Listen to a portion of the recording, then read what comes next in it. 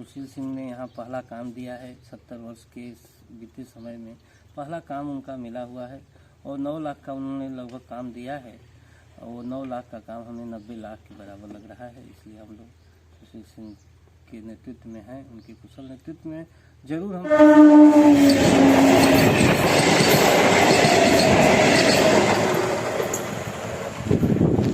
बस इस पार से उस पार करने के लिए हमें 16 किलोमीटर चलना पड़ता है।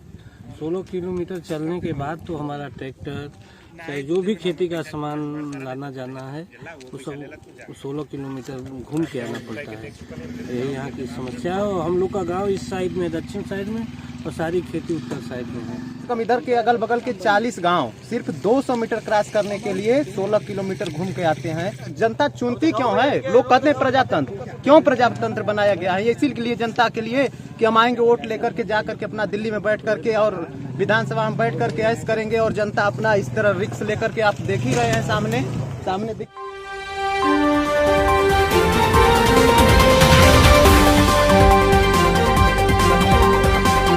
सर्कल में आपका स्वागत है। मैं सर्वजीत। आज हम लोग भैंसुर ग्राम पंचायत में हैं और ये जनपद चंदौली का बरनी ब्लॉक का ग्राम पंचायत है। और इस ग्राम पंचायत आप प्रधान जी हैं यहाँ के वर्तमान में, और आपसे जानना चाहेंगे कि जो आपका चुनावी मुद्दा रहा, जो भी आपने चुनावी मुद्दा रखा था ग्राम पंचायत में, और आप जानते भी हैं कि ग्राम पंचायत का एक ऐसा चुनाव है जो लोकतांत्रिक चुनाव होता है। पंचायत अपना लोकतांत्रिक नेता तय करती है। इस पर आपके जो मुद्दे रहे ग्राम पंचायत के संबंध में, आपने कहाँ तक उसको पूर्ण किया? मैं पंकज शुक्ला, ग्राम प्रधान भैंसुर हूँ। और जब से मुझे प्रधान पद की जिम्मेदारी मिली है 23 जून को, मैं 24 जून से ही अनवरत प्रयास कर रहा हूँ विकास के लिए, और विकास कर भी रहा हूँ। लगभग हमने अपने सफल प्रयास से अपने ग्राम पंचायत में 12 पक्का कार्यों को कराया है तथा 4 कच्चा काम को। जिस तरह से इस प्रकार 16 कुल काम हुए हैं, जिनमें से 9 पक्का काम को मैं अपनी निधि से कराया हूं और 3 पक्का काम को जो है एक विधायक जी के द्वारा प्राप्त हुआ है, एक ब्लॉक प्रमुख जी के द्वारा प्राप्त हुआ है और जिला पंचायत सदस्य के द्वारा प्राप्त हुआ है। और मैं दिन भर रात दिन एक करके विकास के लिए तत्पर हूं। एक एक दिन के समय को मूल्यवान समझते हुए मैं अपना 5 साल का समय बिताने के लिए प्रयासरत हूँ। और वर्तमान में ये भी जानना चाहूँ, प्राथमिक विद्यालय में कहीं न कहीं आपके ग्राम के बच्चे हैं और ये आपके गांव का भविष्य भी है जो आपके गांव के बच्चे हैं, तो यहाँ की शिक्षा का कार्य कैसे चल रहा है, इस पर क्या कहना चाहेंगे? हम भी पेशे से लगभग 20 वर्ष से शिक्षक हूँ। MSc BEd फिजिक्स से है और मैथ से है MSc। तो मैं विद्यालय के प्रति हमेशा तत्पर रहता हूँ शिक्षा के लिए। वहाँ भी काम हुआ है, वहाँ टाइल्स, पानी और जो भी हमसे हो सकता है वो प्रयास करके करवाए हैं। छत टूटा हुआ था वो सब बनवाए हैं। विद्यालय के में भी मेरा कार्य चल रहा है। बार बार मैं जाकर वहाँ के पठन पाठन के बारे में भी अवलोकन करता रहता हूँ। जो आपके यहाँ अध्यापक हैं ये आते हैं या फिर ऐसे अध्यापक हैं जो साइन करके और कहीं बात? नहीं, ऐसा तो नहीं है। वो लोग प्रत्येक दिन आते हैं, अपनी ड्यूटी का निर्वहन करते हैं और ईमानदारी से कार्य भी करते हैं। और मैं भी एक शिक्षक होने के नाते उनको बार बार सुझाव देता हूँ कि आपका भविष्य, आपके बच्चों का भविष्य आपके ही अध्यापन कार्यों पर निर्भर करता है। एक शिक्षक ही ऐसा पद है कि जब रिजल्ट निकलता है उस समय शिक्षक की वेतन बढ़ गई होती है, लेकिन एक नैतिक जिम्मेदारी का पद है। और शिक्षक यदि अपनी नैतिक जिम्मेदारी से रहेगा तभी उसके परिवार के बच्चों का विकास होता है।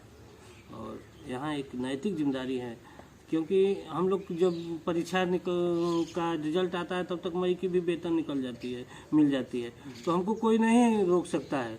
लेकिन बच्चा पढ़ रहा है, क्या कर रहा है, उसको अपने ढंग से उसको मोड़कर पढ़ने के लिए उत्साहित करना, ये हमारा दायित्व बनता है। और हम भी शिक्षक हैं, वो लोग भी शिक्षक हैं, तो ज़रूर उन लोगों को पर बार बार हम प्रयास करते हैं, उन लोगों को समझा बुझा के अवलोकन करते हैं कि आप सही दिशा में शिक्षा। आपकी जो गोरखा ग्राम पंचायत है, गोरखा ग्राम पंचायत में अध्यापक 3 हैं, तो कहीं न कहीं वहाँ पे भी 2 अध्यापक की कमी है। हाँ, 2 अध्यापक की कमी है, लेकिन वो लोग हमेशा प्रयास करते रहते हैं। और रूम भी 3 है, तो उसी में अपना वो लोग 3 लोग काम करते हैं। रूम भी 3 है। अच्छा, 1 2 तो कहीं न कहीं एक में ही बैठाया जाता होगा। हाँ, उसमें 1-2 को एक में बैठाते हैं, 3 को अलग 3-4 एक में और 5 अलग रहता है। इस ऐसी पद्धति पे आप क्या कहना चाहेंगे? वहाँ बिल्डिंग हमको मिल गई है, लेकिन वहाँ बिल्डिंग जो पुरानी बिल्डिंग है उसका जो है उसको ढहवाना है। अगर वो ढह जाएगी तो जो है वहाँ 1-2 कमरा मिले हैं वो बन जाएगा। गणतंत्र कहीं न कहीं प्रजातंत्र न ही रामावतार में हमें प्राप्त हुआ है, न किसी पुराणों में है ये इसकी सोच कहीं न कहीं, और न ही महाभारत काल में ही इसको देखा गया है कि गणतंत्र था। आज कलयुग, जो भी हम कलयुग मानते हैं, जो भी कहते हैं इस युग को, लेकिन आज गणतंत्र है जिसमें प्रजा का अपना अधिकार है, प्रजा का एक कानून है और कानून के तहत ही ये देश की व्यवस्थाएं हैं।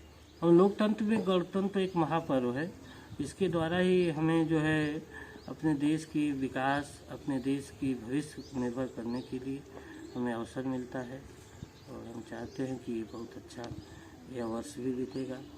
तो आप अपने नागरिकों को क्या कहना चाहेंगे कि वर्तमान में जो विधानसभा का चुनाव है, इस चुनाव में कैसे हिस्सेदारी लेंगे अपने इस गणतंत्र के लिए? इस चुनाव में हम लोग जो है हम लोगों के लिए विधायक जी ने काम किया है, वर्तमान विधायक भाजपा के सुशील सिंह जी ने, और 70 वर्ष के बीते समयों में कोई विधायक इस गांव में 1 रुपये का काम नहीं दिया था।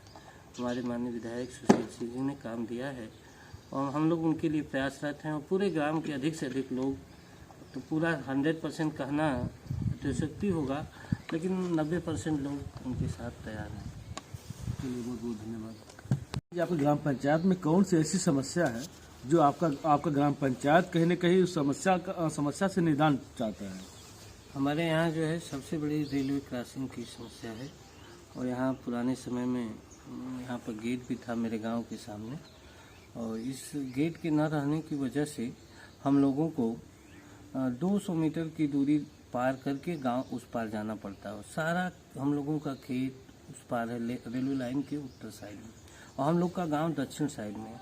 अब रेलवे क्रॉसिंग न होने की वजह से हम लोगों को लगभग 200 मीटर की दूरी तय करने के लिए जो है 16 किलोमीटर दूरी तय करना पड़ता है, और ये बहुत बड़ी समस्या है और ये विकराल समस्या है। अगर हमको 50 किलो कोई अनाज बीज ले जाना है, खाद ले जाना है, तो घर से हम उस पार कैसे जाएं, ये बहुत बड़ी समस्या है। और इस समस्या से निदान हो जाएगा तो ये बहुत, और लगभग 40 गांव का ये आवागमन भी इसी रास्ते से होता है।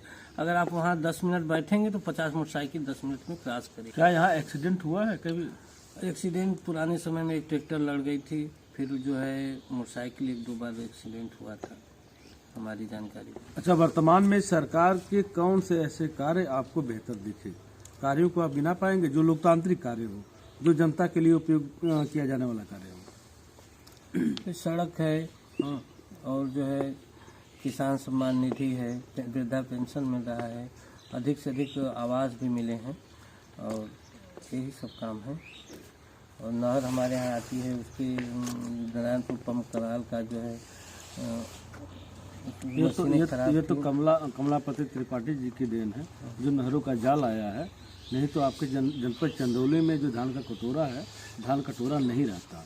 कहीं न कहीं इसके लिए इसका श्रेय तो सिर्फ एक ही नेता को जाता है, पंडित कमलापति त्रिपाठी जी को जाता है इसका श्रेय, और कोई नेता यहाँ का नहीं ले सकता इसका श्रेय।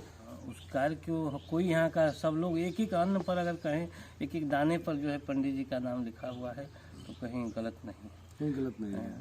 वहाँ पंप कैनाल खराब हो गया था तो ये लोग जीर्णोद्धार कराए हैं भाजपा के लोगों द्वारा, पांडे जी के द्वारा, सांसद जी के द्वारा वो कार्य हुआ है। लेकिन पंडित जी के कार्य को हम गलत नहीं कर सकते हैं। कोई भी नेता जो चंदौली में आता है तो पंडित जी की बुराई नहीं करता है, पंडित जी के कार्यों को हम लोग नहीं बोल सकते। और वर्तमान में कहीं न कहीं आप वोटर भी हैं।